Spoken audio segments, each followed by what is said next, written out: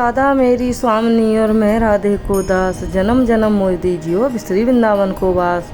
राधे राधे दोस्तों, कैसे हो आप सब। उम्मीद करती हूँ ठाकुर जी की कृपा से आप सभी बहुत अच्छे होंगे। तो दोस्तों, जैसे कि आप सभी को पता है, एकादशी आने ही वाली है। कब की है ये एकादशी और कौन सी एकादशी है, क्यों इसके दो नाम हैं और क्या क्या इसके नियम हैं, कब है एकादशी, वो सारी ही चर्चा करेंगे आज की इस वीडियो में। तो लास्ट तक बने रहिएगा और वीडियो थोड़ी सी भी पसंद आए, आपके काम की है, तो वीडियो को एक लाइक ज़रूर दीजिएगा, चैनल को सब्सक्राइब कर लीजिएगा और जितना हो सके ठाकुर जी की इस वीडियो को शेयर ज़रूर करिएगा। शेयर करने का जो लाभ है उसको ज़रूर उठाइएगा। ये भी एक पुण्य का काम है, वीडियो को शेयर करना भी। शेयर करने का मतलब है कि आप किसी चीज़ का प्रचार कर रहे हैं। तो इसीलिए मैं बार बार आपसे कहती हूँ कि चाहे लाइक करो मत करो, सब्सक्राइब करो मत करो, लेकिन शेयर ज़रूर करा करो। तो चलिए दोस्तों, वीडियो शुरू कर। भादो मास के कृष्ण पक्ष की एकादशी का नाम है जया अजा एकादशी। तो ये कब पड़ रही है, दो नाम हैं इसके, जया भी यही है और अजा भी यही है। कई लोग इसको दो नामों से बुलाते हैं, कई लोग इसको एक नाम से ही बोलते हैं। तो जया अजा एकादशी बोल दीजिए या अजा जया एकादशी बोल, दोनों का मतलब एक ही है, एकादशी भी एक ही है। तो कब से लग रही है ये, वो आप पहले जान लीजिए और इसके जो नियम हैं उनके बारे में बात करेंगे। लेकिन कब से शुरू हो रही है, तो दोस्तों ये 9 सितंबर की शाम 7 बजे से शुरू हो रही है और 10 सितंबर की शाम 10 बजे तक रहेगी, यानी कि द्वादशी लग रही है इसमें 10 तारीख को ही। तो 10 तारीख को ही हमें व्रत करना है और ये जो एकादशी है जया अजा एकादशी, ये 10 तारीख को ही है, यानी कि 10 तारीख को ही हमें व्रत रखना है। उदया तिथि होने के कारण जिस तिथि में सूर्य उदय होते हैं उस तिथि में हमें व्रत रखना होता है। तो आप 10 तारीख को व्रत रखिएगा और 11 तारीख को आपको करना है व्रत का पारण। 11 सितंबर की सुबह 6 बजे से लेके सुबह 8 बजे से 8:15 तक रहेगा पारण का समय। तो इस समय पे आप अपना व्रत पारण कर सकते हैं, यानी कि अपना व्रत खोल सकते हैं और दान पुण्य जो भी करना है आपको इसी समय पे करना होगा। चलिए दोस्तों, अब मैंने आपको ये तो बता दिया कि एकादशी कब से और कब तक लग रही है, यानी कि 9 सितंबर से लेके और 10 सितंबर की शाम रात 10 बजे तक है। तो पूरा दिन हो गया आपका। और इसके जो नियम हैं, ये 3 दिन की जो व्रत है ये 3 दिन का होता है। 10वीं तिथि से लेके द्वादशी तिथि तक इसके नियमों का हमें पालन करना होता है। तो 10वीं तिथि से ही आपके जो व्रत के नियम हैं वो शुरू हो जाते हैं। तो मैंने आपको बता दिया कि एकादशी कब है। अब मैं आपको बता दूँ कि इसके नियम क्या हैं और आपको कैसे सेवा पूजा करनी है, श्री हरि की पूजा कैसे करनी है, लड्डू गोपाल जी की सेवा आपको कैसे करनी है, तुलसी माता की सेवा आपको कैसे करनी है, गौ माता की सेवा कैसे करनी है, दान पुण्य आपको कैसे करना है। तो चलिए सारी ही चीज़ें बताऊंगी, जो भी मुझे जितनी नॉलेज है आप लोगों के साथ शेयर करूंगी। तो फिर से बोल रही हूँ कि एकादशी की इस वीडियो को ज़्यादा से ज़्यादा शेयर करिएगा।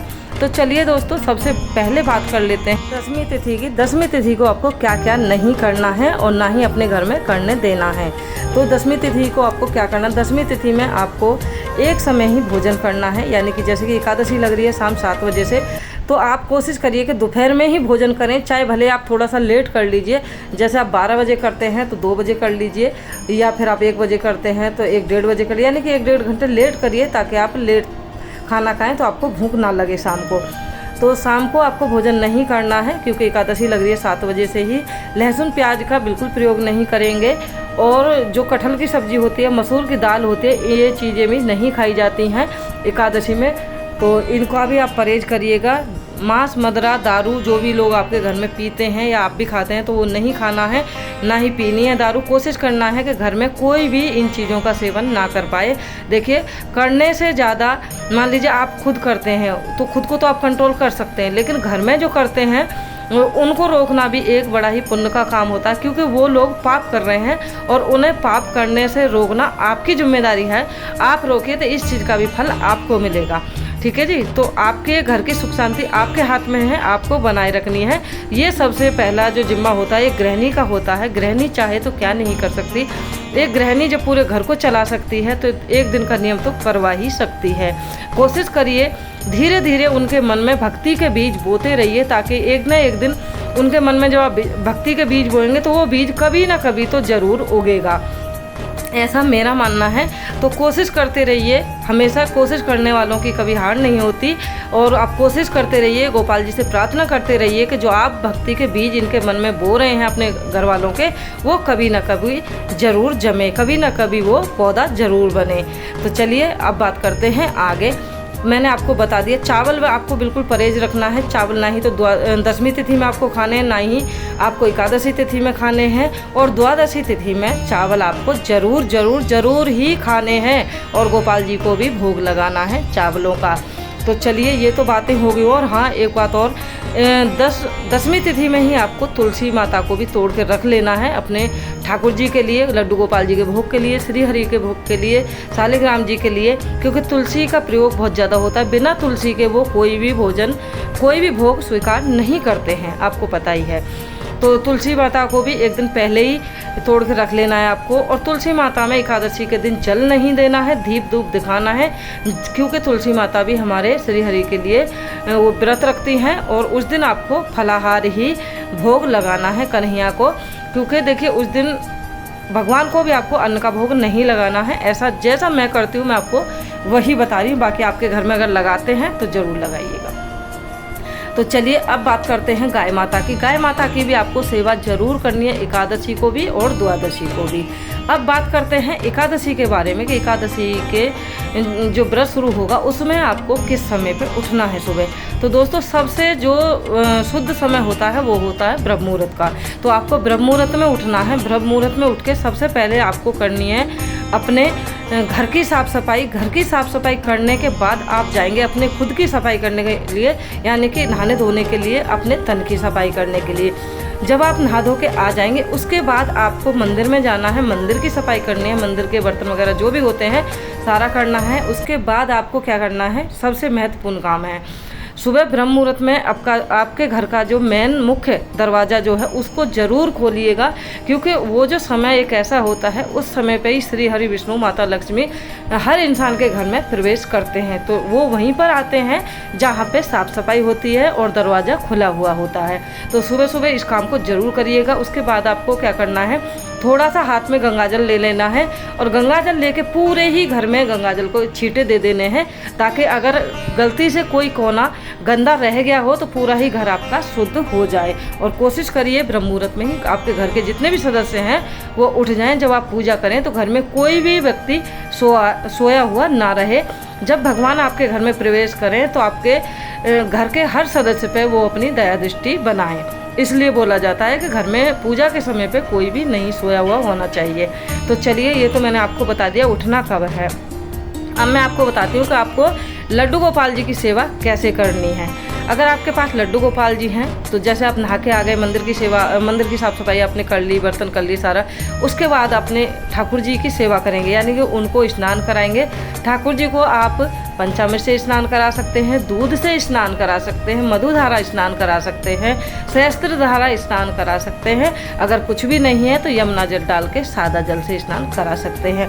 तो इतने सारे स्नान हैं, कोई भी आप स्नान करा लीजिएगा।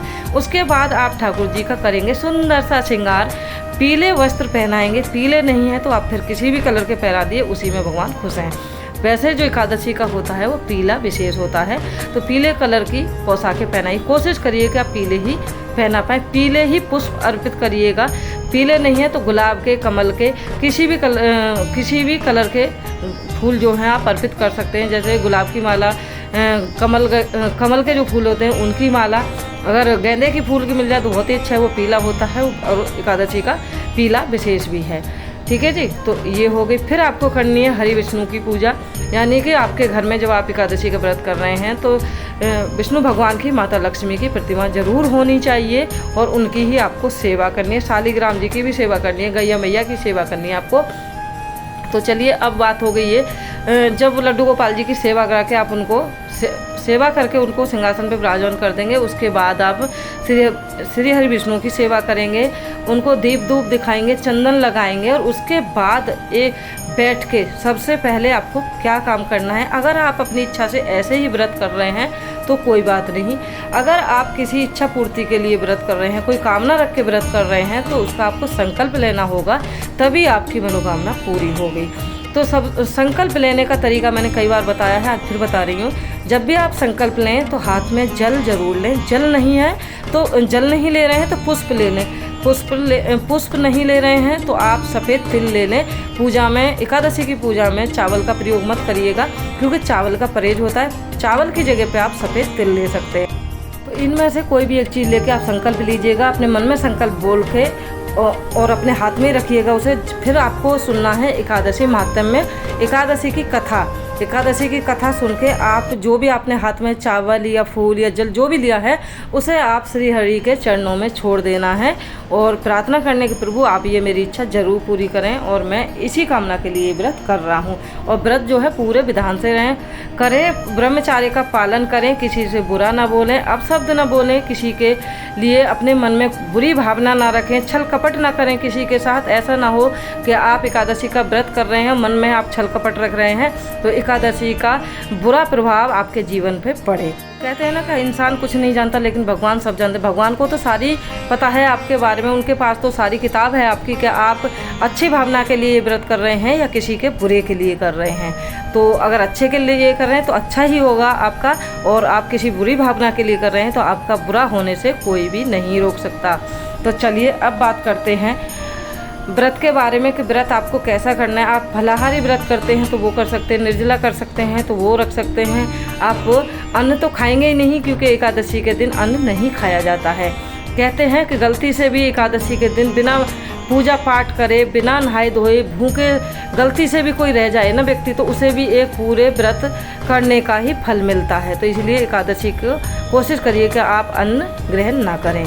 उसके बाद आप जैसे कोई भी चीज़ अपने लिए ले रहे हैं व्रत में, सबसे पहले आपको ठाकुर जी को भोग लगाना है, उसके बाद खुद ग्रहण करना है। शाम के समय आप साबूदाना की खीर बना सकते हैं, समा के चावल की खीर बना सकते हैं। जैसा भी व्रत आप करना चाहते हैं, नमक जो व्रत का नमक आता है उसका भी सेवन आप कर सकते हैं। बस कोशिश करिए जो नॉर्मल चीज़ें जो हम डेली में खाते हैं उन चीज़ों को नमक मिर्च का आपको प्रयोग नहीं करना है। व्रत वाली चीज़ें आप सारी खा सकते हैं।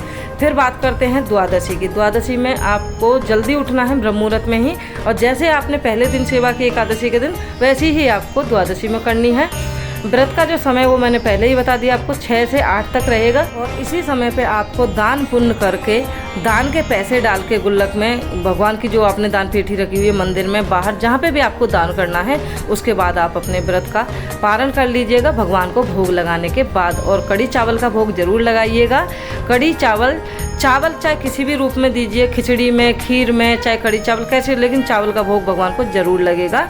ओके दोस्तों, उम्मीद करती हूँ ठाकुर जी की एकादशी से जुड़ी जानकारी आप लोगों को ज़रूर पसंद आई होगी। पसंद आई है तो वीडियो को लाइक, शेयर और सब्सक्राइब जरूर करिएगा। मिलते हैं कल ठाकुर जी की एक और ऐसी ही अच्छी सी वीडियो के साथ। तब तक के लिए राधे राधे, हरे कृष्णा। कमेंट में राधे राधे लिख के अपनी हाजिरी ज़रूर लगाइएगा, और कुछ रह गया है तो कमेंट के जरिए ज़रूर पूछिएगा। मैं कोशिश करूँगी जल्द से जल्द आपको जवाब दे पाऊँ।